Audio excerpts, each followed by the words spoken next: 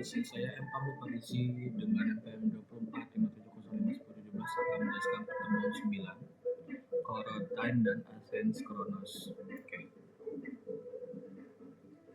Nah, pada modul sebelumnya perhatikan telah berhasil mengimplementasikan navigasi antar halaman menggunakan navigation compose sehingga aplikasi dapat berpindah antar screen dengan struktur.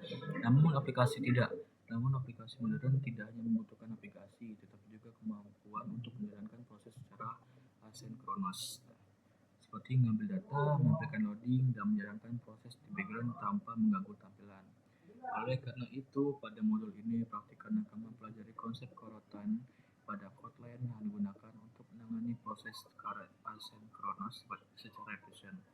Nah, selain itu, praktikan juga akan memahami bagaimana mengelola proses background dalam aplikasi Jetpack Compose agar tetap responsif dan tidak mengalami freeze. Nah, konsep utama yang akan dipelajari pada modul ini meliputi coroutine, scope, suspend, function, displacer, dan penggunaan coroutine pada Jetpack Compose. Nah, coroutine adalah fitur pada Kotlin yang digunakan untuk menjalankan proses asinkronus background tanpa mengganggu UI.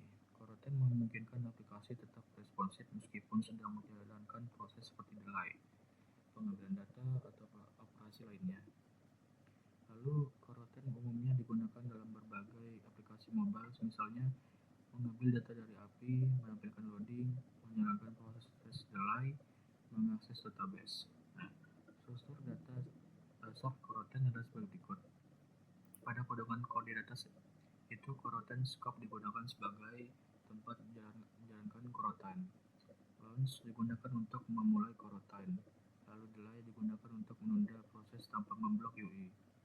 Lalu ada coroutine scope, itu adalah komponen yang digunakan untuk mengatur libscale coroutine. Scope menentukan kapan coroutine mulai dan berhenti. Dalam Jetpack Compose biasanya digunakan seperti ini.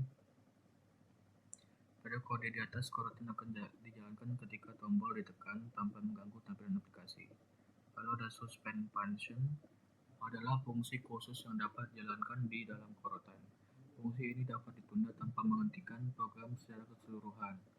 Struktur dasar suspend function seperti ini. Pada kode di atas, fungsi get data akan dijalankan secara asinkronus tanpa membuat UI freeze. Lalu ada displacer digunakan untuk menentukan coroutine berjalan di thread mana.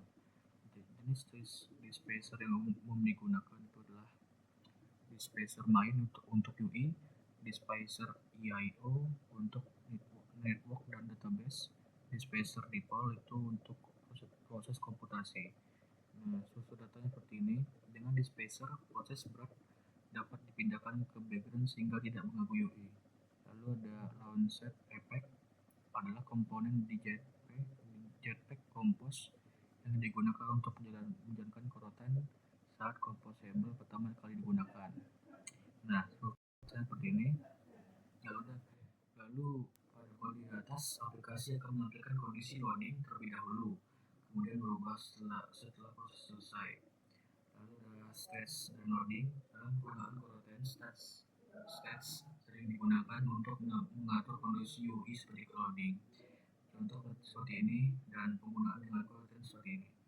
Lalu pada kode di atas, stat digunakan untuk mengontrol tampilan UI berdasarkan proses coroutine. Lalu adalah vertigo, itu kita siapkan projectnya, kita buka aplikasi dan studio, lalu pastikan project dari modul sebelumnya ini, lalu kita tambahkan import yang dibutuhkan pada MLTP-DKT, lalu kita membuat stats dan scope baru di detail screen, lalu kita menambahkan logika dan tampilan loading pada tombol pesan sekarang. Lalu kita membuat snack bar host agar pesan muncul di layar. Lalu kita tambahkan baris ini tepat di atas sebelum kata thread. Oke, output akhirnya seperti ini. Mungkin begitu saja penjelasan pertemuan 9 dari saya. Apabila saya salah kata, wassalamualaikum warahmatullahi wabarakatuh.